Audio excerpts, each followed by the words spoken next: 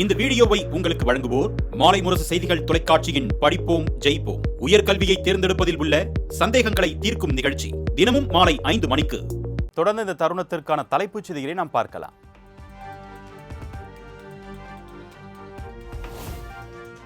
பருவமழை முன்னேற்பாடுகள் குறித்து முதலமைச்சர் மு.க. ஸ்டாலின் இன்று முக்கிய ஆலோசனை. தலைமைச் செயலகத்தில் நடைபெறும் கூட்டத்தில் அமைச்சர் KKSSR ராமச்சந்திரன், தலைமைச் செயலாளர் முருகானந்தம் உள்ளிட்ட அதிகாரிகள் பங்கேற்கவிருப்பதாக தகவல்.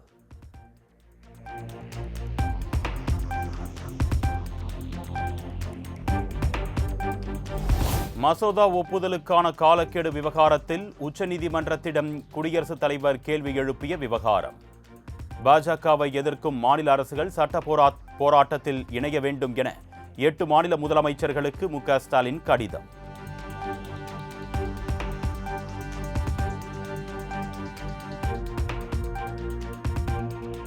முள்ளிவாய்க்கால் நினைவு தினத்தையொட்டி சென்னை பெசன்ட் நகர் கடற்கரையில் பிரம்மாண்ட நினைவேந்தல் நிகழ்ச்சி. மதிமுக பொதுச் செயலாளர் வைகோ, திருமுருகன் காந்தி உள்ளிட்டோர் பங்கேற்று ஈழத் தமிழர்களுக்கு நினைவஞ்சலி.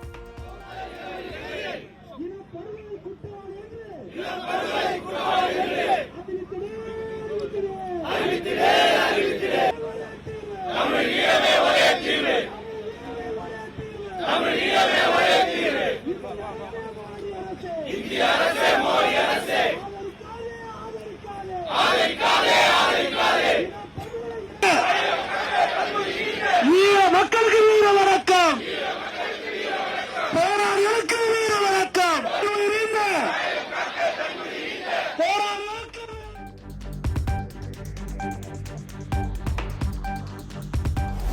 உலகெங்கும் வசிக்கும் நம் தொப்புள் கொடி உறவுகளுக்கு நம்பிக்கை ஊட்டும் நல்லுறவுகளாக இருப்போம் என்று உறுதியேற்போம்.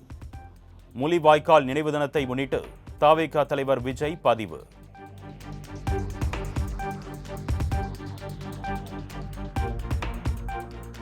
இந்திரா காந்தி உயிரோடு இருந்திருந்தால் ஈழம் மலர்ந்திருக்கும் என்று மதிமுக பொதுச் செயலாளர் வைகோ பேச்சு. ஈழத் தமிழர்களுக்கு பிரதமர் மோடி துரோகம் செய்துவிட்டதாக குற்றச்சாட்டு. விடுதலை புலிகளுக்கு என்ன தேவையோ அத்தனையும் தந்தார். அவரும் உயிரோடு இருந்து, இந்திரா காந்தி உயிரோடு இருந்திருந்தார், சுதந்திர தமிழீழத்தினுடைய தேசிய கொடி ஐநா மன்றத்துக்கு முன்னாலே இன்றைக்கு பறந்து கொண்டிருக்கும்.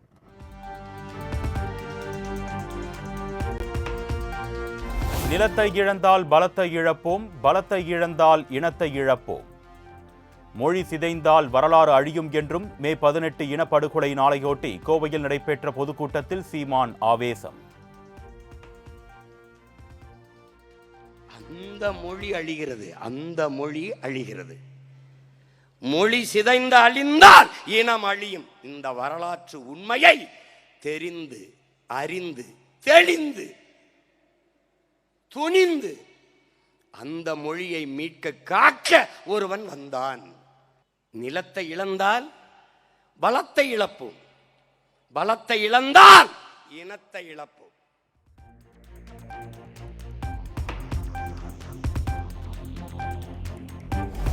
தேர்தல்களில் பலமுறை தோல்வியடைந்திருந்தாலும் 2026 சட்டமன்ற தேர்தலில் நாம் தமிழர் கட்சி தனித்து போட்டியிடுவதில் எந்த சமரசமும் இல்லை. 234 தொகுதிகளிலும் தனித்து போட்டியிடுவோம். சரிபாதி தொகுதிகள் பெண்களுக்கு ஒதுக்கப்படும் என்று சீமான் அறிவிப்பு.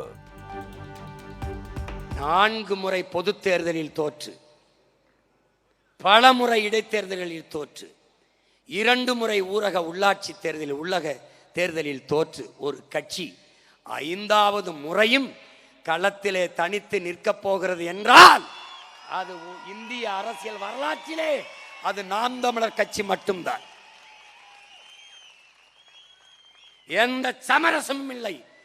என் மக்களோடு சேர்ந்து, என் மக்களுக்காக இந்த 2026 படைப்போம் புதிய அரசியல் வரலாறு என்ற லட்சியத்தை முன்வைத்து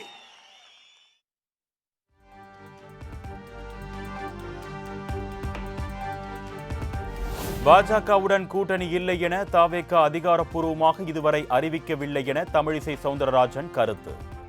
யாரோ கூறும் கருத்துக்களுக்கு எல்லாம் பதில் கூற முடியாது என்றும் காட்டம். அவங்க கிட்ட இருந்து எந்த அறிவிப்பும் வரல. யார் யாரெல்லாம் சொல்றதுக்கு நான் பதில் சொல்ல முடியாது.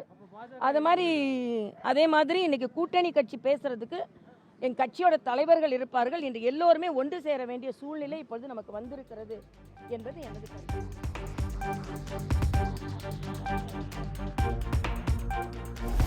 பாஜக திமுகவுடன் கூட்டணி இல்லை என்று ஏற்கனவே விஜய் தெளிவாக தெரிவித்துவிட்டார். பாஜகவுடனான கூட்டணி தொடர்பாக விஜயிடம் இருந்து எந்த அறிவிப்பும் வரவில்லை என பாஜக மூத்த தலைவர் தமிழிசை தெரிவித்த நிலையில் சிடிஆர் நிர்மல்குமார் மீண்டும் திட்டவட்டம். முதலாம் ஆண்டு கூட்டத்திலேயே பொதுக்கூட்டத்திலே சொல்லிவிட்டார், என்றும் பாஜகவுடன் கூட்டணி கிடையாது, மாநிலத்தில் எங்களுடைய கொள்கை எதிரியான திமுகவுடன் என்றும் கூட்டணி கிடையாது. இதுல இந்த கொஸ்டின் திரும்ப திரும்ப வரக்கூடாதுன்னு சொல்லி தான் சொல்லியாச்சு. இதுல எந்தவித மாற்றமும் இல்லை. இதை திரும்ப திரும்ப கேட்க வேண்டாம் என்று பத்திரிகை நண்பர் அனைவருக்கும் கேட்டுக்கொள்கிறேன்.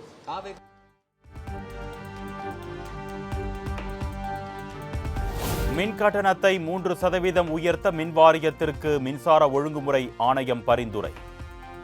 ஏற்கனவே 2024 ஜூலையில் 4.8%, 2023 ஜூலையில் 2.18% உயர்ந்த நிலையில் தற்பொழுது ஜூலை மாதம் மீண்டும் உயர்த்த முடிவு என தகவல்.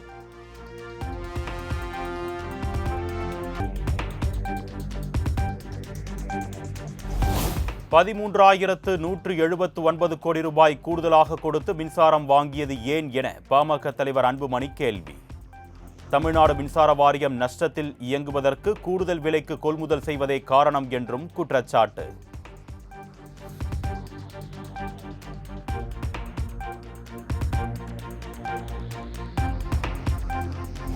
பாஜக மாநில தலைவர் நயினார் நாகேந்திரனை சந்தித்த போலீசார் இருவர் பணியிட மாற்றம். காவல் கட்டுப்பாட்டு அறைக்கு மாற்றி திருப்பூர் காவல் ஆணையர் உத்தரவு.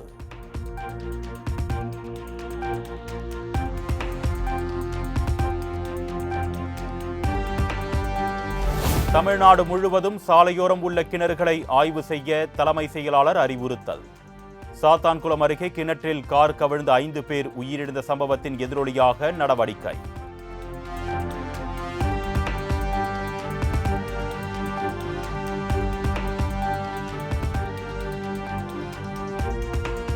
தூத்துக்குடி சாத்தான்குளம் அருகே கிணற்றில் கார் கவிழ்ந்த விபத்தில் 5 பேர் பலியான சம்பவம்.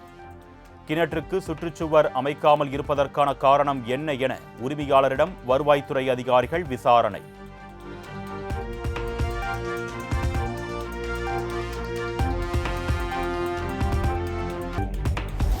சாத்தான்குளம் அருகே கிணற்றில் ஆம்னி வேன் விழுந்து 5 பேர் உயிரிழந்த சம்பவம். 45 சவர நகைகள் மீட்கப்பட்டு உரியவர்களிடம் பத்திரமாக ஒப்படைப்பு.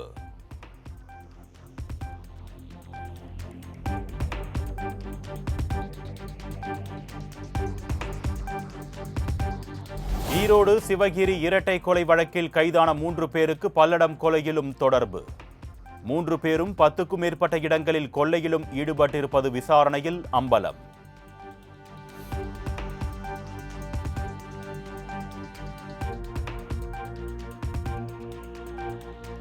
தஞ்சை திருவோணம் அருகே பட்டாசு குடோன் வெடிவிபத்தில் 2 பேர் உயிரிழப்பு. படுகாயமடைந்த 4 பேர் மருத்துவமனையில் அனுமதி.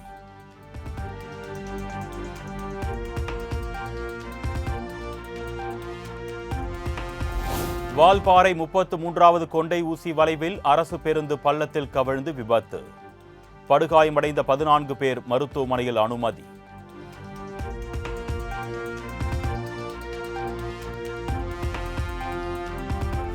நாகர்கோவில் அருகே சாலையோரம் உள்ள கால்வாயில் சொகுசு கார் கவிழ்ந்து விபத்தில் ஒருவர் உயிரிழப்பு. விடுமுறைக்காக வெளிநாட்டில் இருந்து சொந்த ஊர் வந்தவருக்கு நேர்ந்த சோகம்.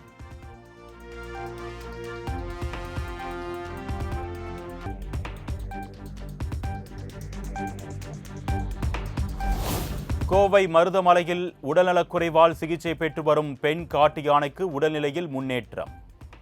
கிரேன் மூலம் நிற்க வைக்கப்பட்டுள்ள யானைக்கு குளுக்கோஸ், நோய் எதிர்ப்பு மருந்துகள் கொடுத்து வரும் மருத்துவர்கள்.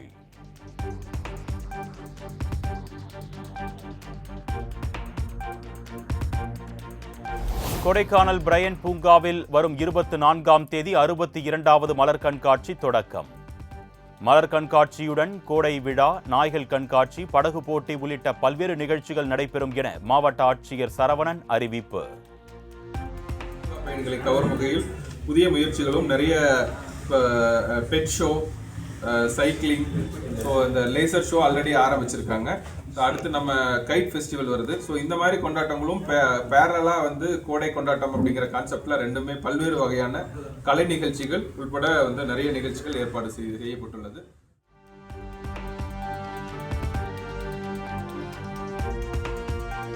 விடுமுறை நாளையொட்டி சேலம் மேட்டூர் அணை பூங்காவில் குவிந்த பொதுமக்கள்.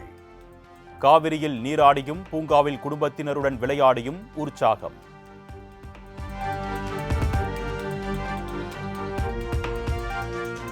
கோடை விடுமுறை மற்றும் மாதாந்திர நடை திறப்பையொட்டி சபரிமலையில் குவிந்த பக்தர்கள். 2 மணி நேரத்திற்கு மேலாக காத்திருந்து சரணகோஷம் விண்ணை பிளக்க சுவாமி தரிசனம்.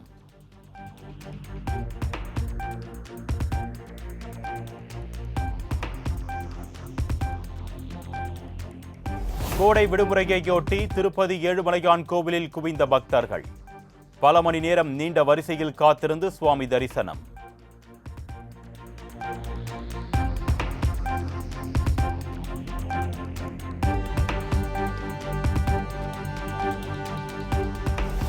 நாகை மாவட்டம் வேளாங்கண்ணி ஆரோக்கிய அன்னை பேராலயத்தில் குவிந்த மக்கள்.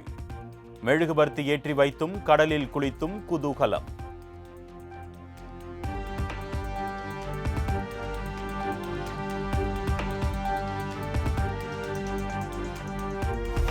மயிலாடுதுறை பெருவிழாவையொட்டி வெள்ளி நாற்காலி பல்லக்கில் உலா வந்தார் தர்மபுர ஆதீனம். பக்தர்கள் சுமந்து சென்ற நிலையில் முந்தைய ஆதீனங்களின் குருமூர்த்தங்களில் சிறப்பு வழிபாடு.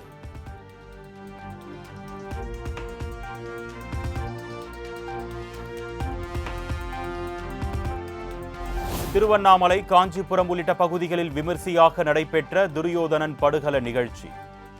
மகாபாரத நிகழ்வுகளை கண்முன் கொண்டு வந்து நிறுத்திய கூத்து கலைஞர்கள்.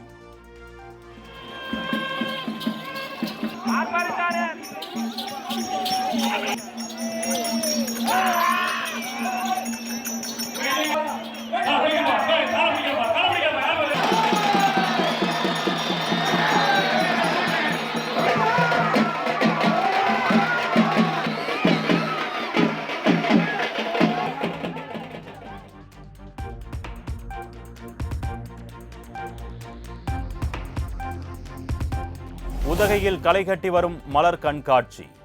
பல்வேறு மாவட்டங்களில் இருந்து குவிந்த சுற்றுலா பயணிகள்.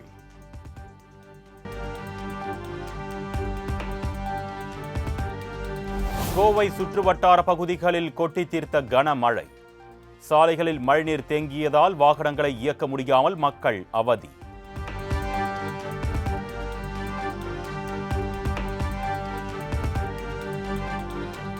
தமிழ்நாட்டில் 18 பேருக்கு கொரோனா தொற்று பாதிப்பு உறுதி. வீரியமில்லாத கொரோனா என்பதால் மக்கள் அச்சப்பட வேண்டாம் என பொது சுகாதாரத்துறை தகவல்.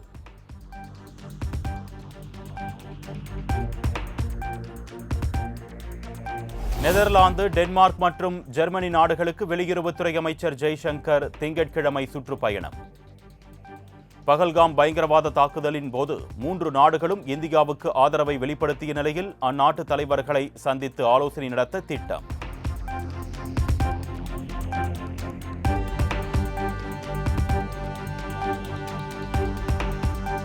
பாகிஸ்தானுக்கு ஆதரவாக உள்ள துருக்கி, அஜர்பைஜான் நாடுகளில் படப்பிடிப்பு நடத்த வேண்டாம்.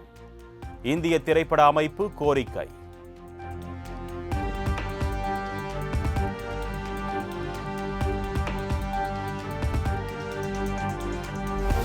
JNU பல்கலைக்கழகத்தை தொடர்ந்து துருக்கி பல்கலைக்கழகத்துடனான ஒப்பந்தங்களை முறித்துக் கொண்டது மும்பை IIT. இந்தியாவின் ஆபரேஷன் சிந்தூர் நடவடிக்கையில் பாகிஸ்தானுக்கு துருக்கி ஆதரவளித்ததால் நடவடிக்கை.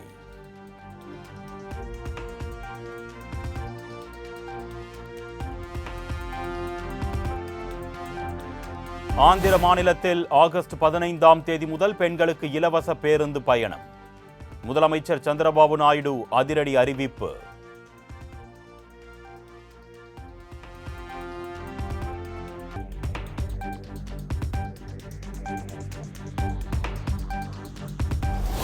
இந்த ஆண்டுக்கான அமர்நாத் யாத்திரைக்கு இதுவரை சுமார் 3.5 லட்சம் பேர் முன்பதிவு. எல்லையில் இயல்பு நிலை திரும்பியதை அடுத்து பக்தர்களை வரவேற்க தயாராகி வருகிறது ஜம்மு காஷ்மீர் அரசு.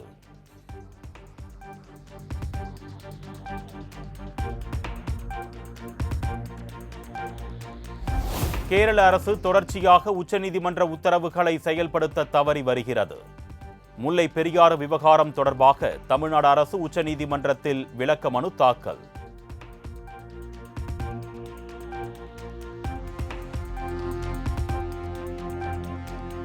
போலி கிரிப்டோ கரன்சி வழக்கு. விளம்பரத்தில் நடித்த நடிகைகள் தமன்னா, காஜல் அகர்வாலிடம் விசாரணை நடத்த புதுச்சேரி காவல்துறை முடிவு.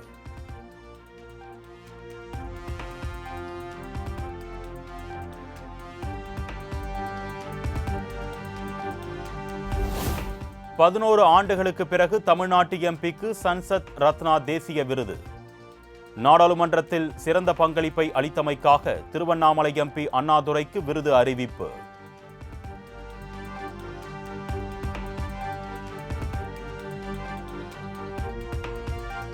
டெல்லி மாநகராட்சி கவுன்சிலர்கள் 15 பேர் ஆம் ஆத்மி கட்சியில் இருந்து விலகல். முகேஷ் கோயல் தலைமையில் இந்திரா பிரஸ்தா விகாஸ் என்ற புதிய கட்சியை தொடங்கப் போவதாக அறிவிப்பு.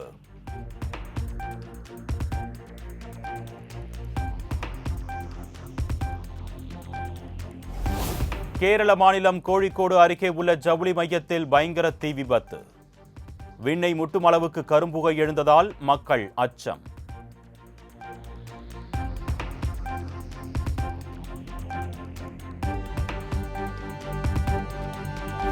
மகாராஷ்டிரா மாநிலம் சோலாப்பூரில் உள்ள துணி தொழிற்சாலையில் பயங்கர தீ விபத்து. கொழுந்து விட்டு எரிந்த தீயில் சிக்கி 8 பேர் உயிரிழந்த பரிதாபம்.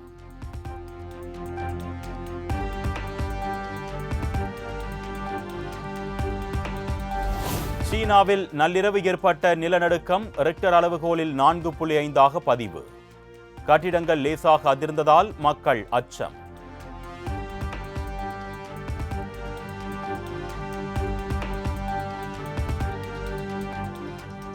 கத்தோலிக்க திருச்சபையின் தலைவராக பதவியேற்றுக் கொண்ட போப் லியோ. உலக தலைவர்கள் உட்பட ஏராளமானோர் பங்கேற்பு. விழாவில் பங்கேற்பு.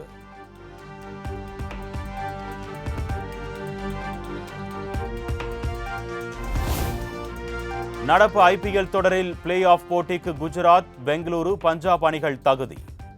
4வது இடத்தை பிடிக்க மும்பை, டெல்லி அணிகளுக்கு இடையே கடும் போட்டி.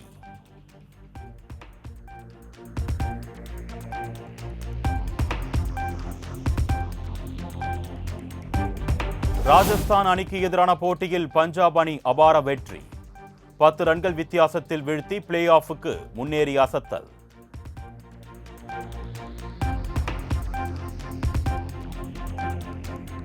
டெல்லி அணிக்கு எதிரான போட்டியில் குஜராத் அணி அசத்தல் வெற்றி. 10 விக்கெட்டுகள் வித்தியாசத்தில் வீழ்த்தி புள்ளிப்பட்டியலில் 18 புள்ளிகளுடன் முதலிடம் பிடித்து அபாரம்.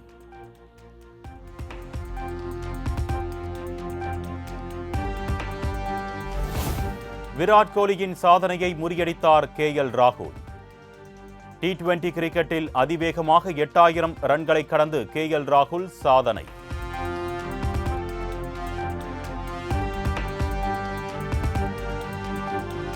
இன்று இரவு 7:30 மணிக்கு லக்னோவில் நடைபெறும் 61வது லீக் போட்டியில் Sunrisers Hyderabad, Lucknow super giants அணிகளுக்கு இடையே பல பரீட்சை.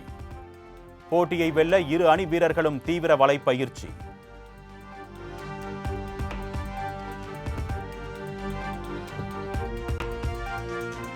டெஸ்ட் கிரிக்கெட் போட்டிகளில் இருந்து ஓய்வு பெற்ற விராட் கோலிக்கு பாரத ரத்னா விருது வழங்க வேண்டும். இந்திய முன்னாள் கிரிக்கெட் வீரர் சுரேஷ் ரெய்னா வலியுறுத்தல்.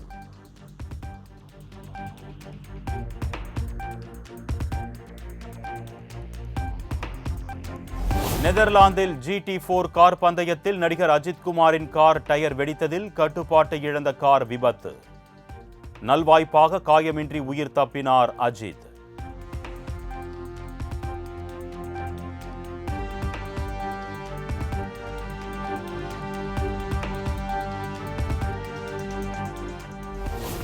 மண்ணின் மைந்தனாக சினிமாவில் நடித்துக் கொண்டே இருப்பேன். மண்ணின் மைந்தனாக மதுரை தேர்தல் பிரச்சார களத்தில் எதிர்பார்க்கலாமா என்ற கேள்விக்கு நடிகர் சூரி பதில்.